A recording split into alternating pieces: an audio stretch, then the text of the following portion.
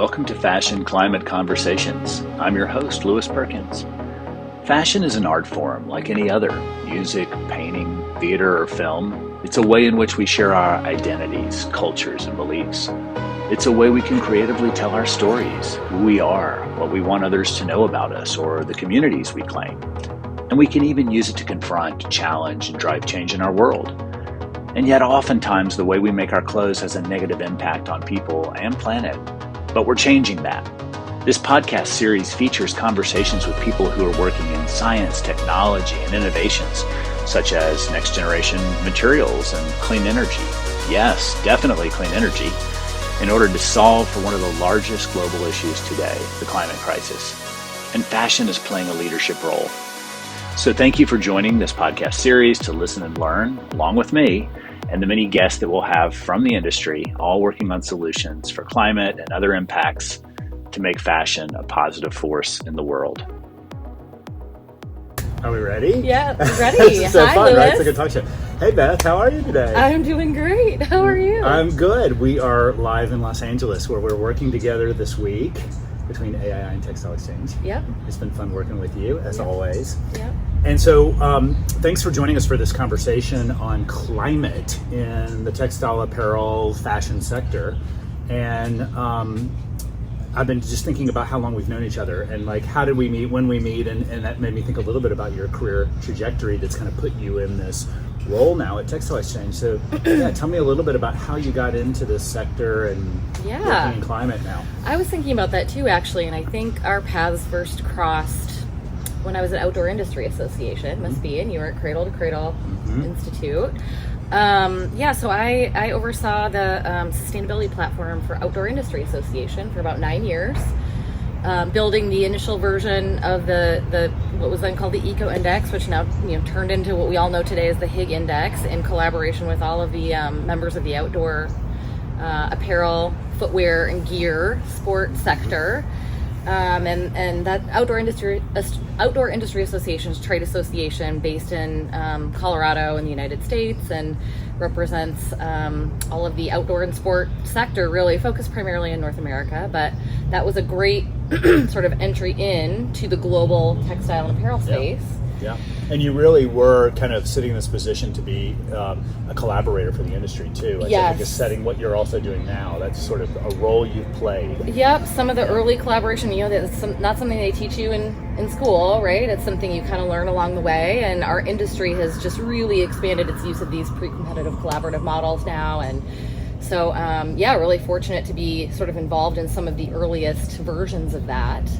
And then I, from there, moved on to a role overseeing sustainable materials and products at VF Corporation, which is, for those who may not know, it's the parent company of the North Face and Timberland and Vans and Smartwool and Icebreaker and a number of other outdoor and action-focused brands. And then the opportunity came up to join Textile Exchange. And in fact, I had been on the board of Textile Exchange through my role at VF, and been part of building the Climate Plus strategy, which I think we'll talk a bit about, through that role, and really saw the trajectory and potential that the organization had to affect truly meaningful change in the sense of urgency moment that we face. And one thing led to another, and now here I am helping really kind of implement and execute much of this Climate Plus strategy. Which is amazing, and yes, we will dive into that a little bit. So how many years now have you been working in this sector? Well, that's a good question. So in apparel and footwear and fashion, that's since 2010, basically. I guess a bit before that when I was doing my MBA as well, is kind of when I started. But I was in the natural food space prior to that. So really food and fiber, sustainable food and fiber focused, almost 20 years. Yeah, which really is interesting, because now as we're looking so much more at the intersection of agricultural, different industries that are coming together around food and ag, and now fiber sheds and land development, land use. Regenerative agriculture. And what we're trying to solve for, right, what we're trying to solve for, it comes down to the same best practices and solutions, right? Yep. Great. So what have you seen? Because I always like to think about movements, and we're part of one, and it has a life cycle, and early on it sort of has a certain crest, and then you get to a place where some of the early alignment and understanding and education needs to step to the side as the real action comes into place. How would you describe what the movement's been doing and where we are now? Sustainable apparel, that is. I think we've done a lot. The sophistication and just the trajectory, it feels in the last several years in particular, I don't know if you feel this, it's just like the energy and momentum around this work has really been elevated. With that, I'll say that we, in many ways, are not moving fast enough as an industry, and we're not necessarily putting our energy into the things that are most meaningful. Like, we have to get beyond incremental changes. We have to think about big systems changes at this point.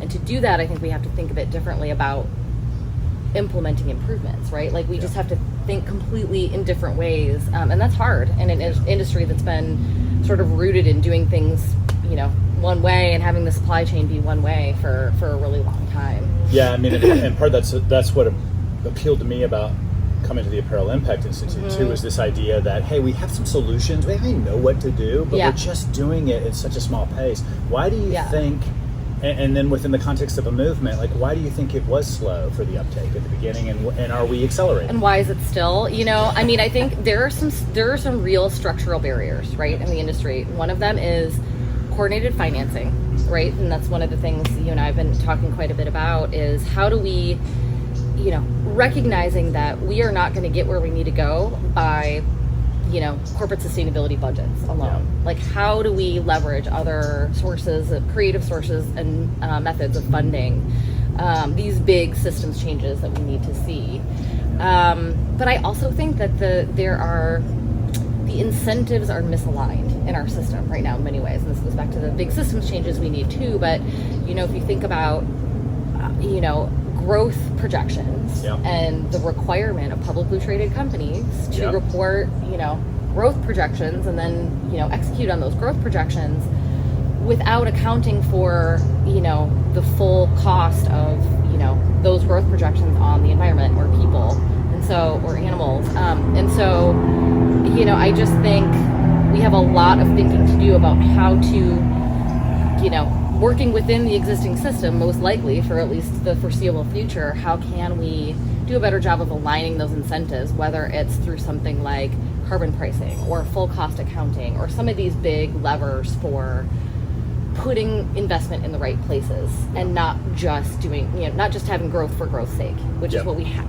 That is one of the most, yes, we need to substitute, materials, more sustainable, more preferred materials for quote unquote conventional materials. Yes, we need to do, innovation concepts. Yes, we need to build regenerative ag. Yes, we need to do more recycling, infrastructure build, all of this.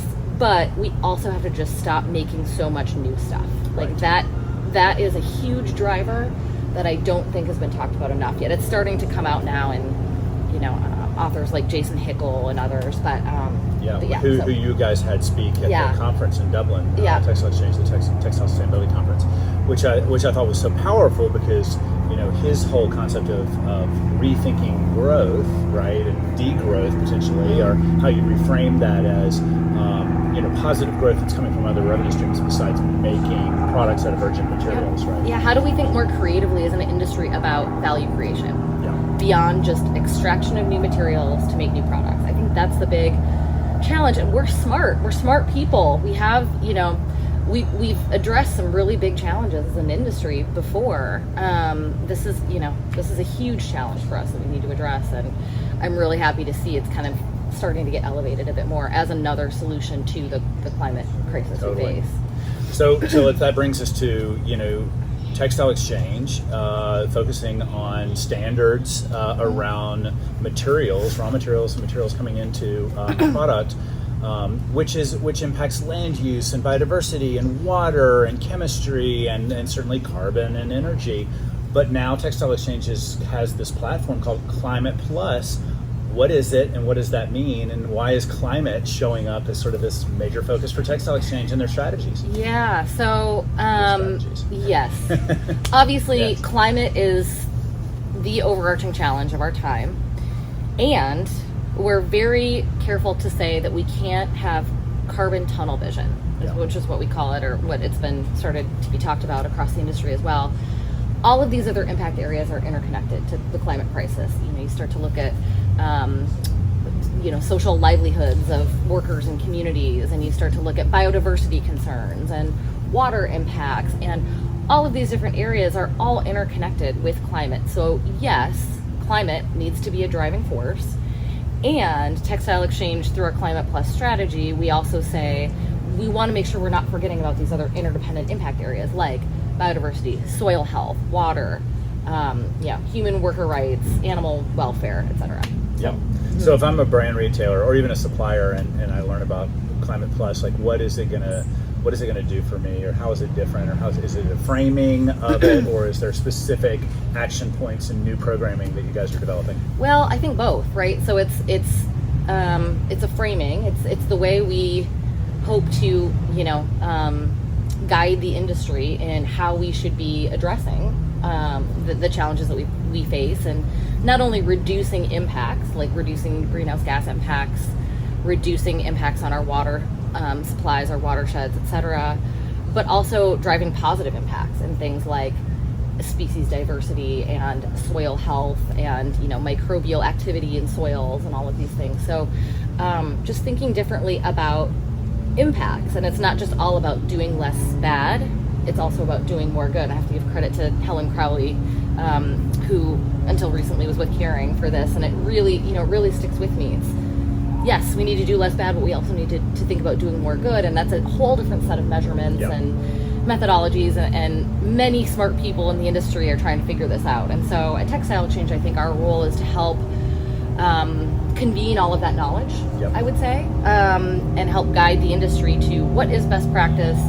Let us help do the work of putting all of those puzzle pieces together and kind of participating in and tracking the development of these different ways of looking at impact, and help then translate that back to brands and how they can actually implement that within their businesses to drive the real change. For example, the 45% greenhouse gas emissions target that we've set collectively for the industry in raw materials. I love that you brought up the less bad is not equal to more good. That was a framework we talk about a lot with Cradle to Cradle too, because it's all about creating positive impact and regenerative systems. And I think about that a lot with AII too, because we are working now in facilities on how products are currently being made and trying to improve or lower the negative impacts or create greater efficiencies. But ultimately it is this idea that when we talked about this in C2C too, about wanting to create a manufacturing in a way that it's a positive impact on a community because of its employment, because it could potentially put out cleaner water, it could have a stake in cleaner air quality, clean grid energy. Like these become little, whether it's an industrial park or a farm or a group of buildings, they become this positive impact regenerative sort of system. Absolutely. That is the power that the business community has. That's really the overarching vision, right? Is leave the planet better than we found it by doing business and by creating value, but thinking about value creation in a different way. Well, and let's just be honest, policy is such a complicated and challenging thing, and it's oftentimes restricted to politics around governments and regions and taxation. And so one of the greatest forces we can leverage is capitalism and multinational companies, right? I think so. But again, thinking about how do we shift the narrative within the capitalist system, right? To say it's not just all about unchecked growth. Exactly. It's not all about growth purely for growth's sake. And how do we think about building those sort of checks and balances and mechanisms in, to help drive alternative forms of value creation, basically. Well, and this is what I got excited about with this unlocking the $1 trillion report that we put together for Fashion for Good, and so much of the preferred materials and next generation materials and material efficiency falls into that too. But as we start looking at the opportunities for capital markets to make money through debt and equity on the solutions we're bringing to the table, right? So everything that between Textile Exchange, AII, and all the groups that we'll work with that'll be implementing solutions in the supply chain is going to require investment, right? And so that's where sustainability stops being this sort of philanthropic and sustainability budget sort of taxation on the company, like you have to do it, and it becomes actually something much more attractive, I think, as the finance community gets to step into this work too. Yes, absolutely. Yeah, and that's something we'll probably do another podcast to talk about as we all about financing models.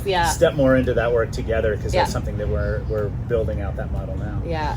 So climate plus, not getting tunnel vision on just carbon. And what I loved about what you said about that is I think it's important that if we're going in and creating solutions and interventions and bringing investment to the table, that we don't just solve for one thing, right?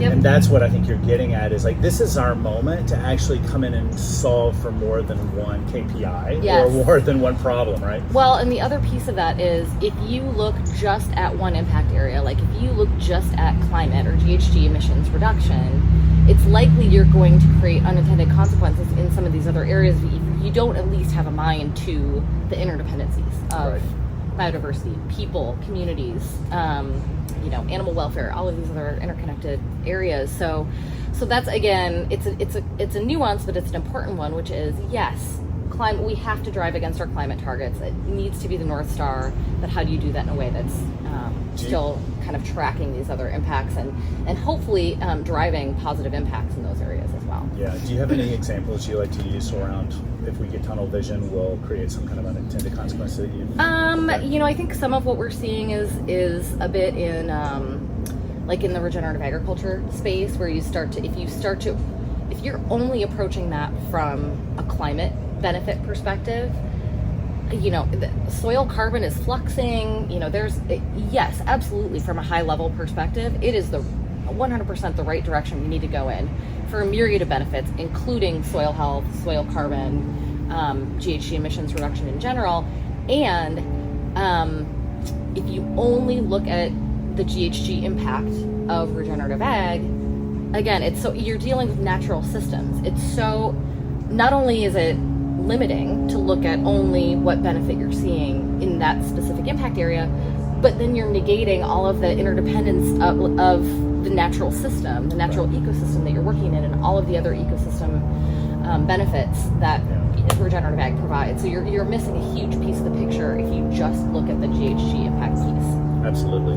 Yeah. I know that for so long in the agricultural space too, looking at just issues like pollinators and certain key things that can get avoided or not looked at if we're all. Yep, and it's all part of the climate conversation too. And so I would just put a plug in here for our recently released Regenerative Agriculture Landscape Analysis report, released at the end of January, and authored by the fabulous Sarah Kelly of Common Threads Consulting, was our real thought partner and author of this report. And it's really intended to be just a baseline for the industry to help answer some of these initial questions about the nuances of regenerative ag, how to approach it in a thoughtful way as an industry. And it's designed to be really a jumping off point for additional work and convening around action projects in the industry and additional research that might be needed to help us understand and make more informed decisions as an industry. So, that's great. And we'll put a link to that report below in the video podcast, and then for those that are just finding us on audio only, you can go to the Textile Exchange website and find that. Yeah. Right. Yep.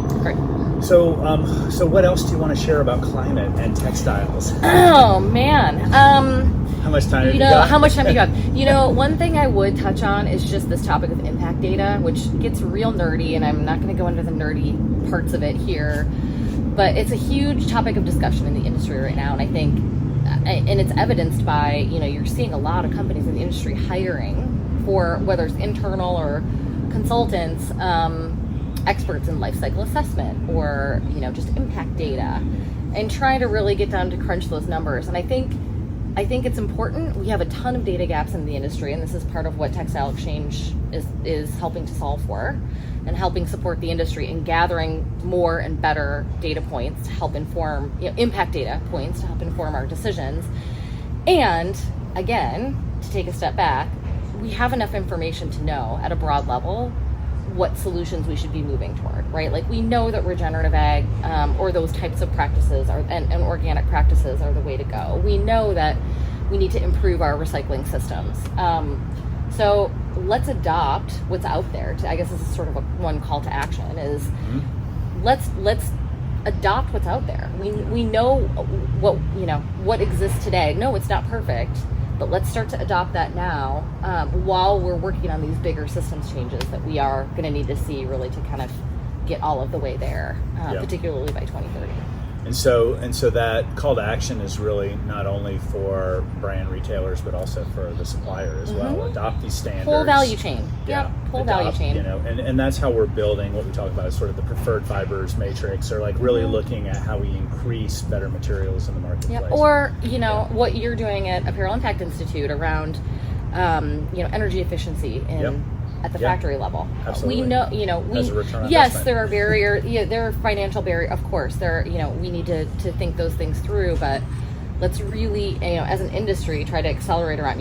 Let's not let data or perfect impact data in the case of many land-based systems and understanding, carbon sequestration and all of this. Let's not let the lack of having exact impact data prevent us from moving in the general directions we know we need to head, and we have a sense of urgency around.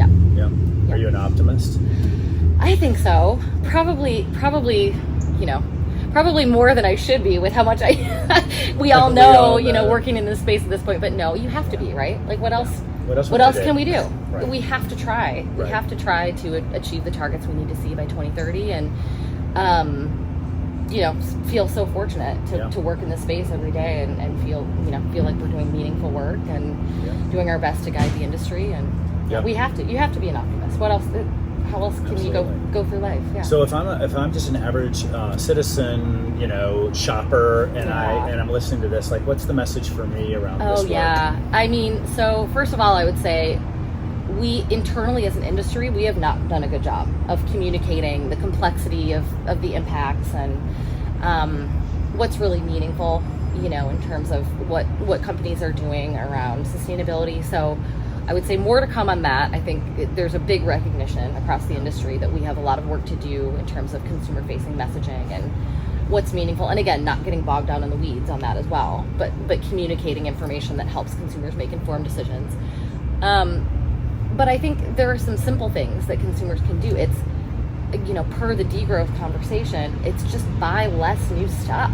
Like that in and of itself, it sounds so obvious, but that in and of itself is one of the biggest drivers of GHG impact. Is,